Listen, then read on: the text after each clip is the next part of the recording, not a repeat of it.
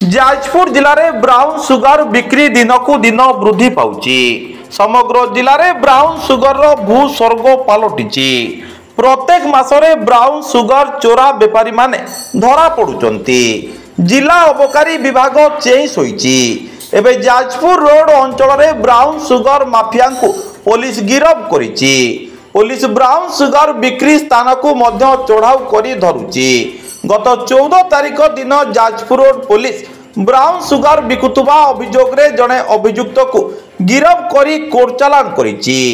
अभियुक्त निकटरू police 10 gram brown sugar जबत करिछि, जार आनुमानिक मूल्य पाखापाखि 50,000 टंका हेबो।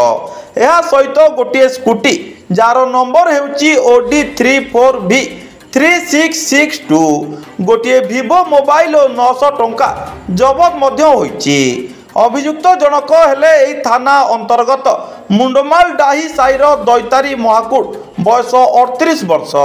सूचना मुताबक मंगलवार दिन अपराह्न जाजपुर पुलिस अधिकारी आशीष कुमार साहू विशेष सूत्रु खबर पाई व्यासनगर साई मंदिर निकट सुईपड़ साई रे चढ़ाऊ करथिले। आसामी ब्राउन सुगर बिक्री करुवा अवस्था दैतारी को गिरफ करी जाजपुर रोड थाना रे केस नंबर 525/25 रे एक मकदमा रुजु करा जाई आसामी को गिरफ करा जाई जाजपुर रोड कोर्ट को चालान करा जाईची। मजिस्ट्रेट जामीन नामंजूर करी रगड़ी जेल को पठाई दैचंती।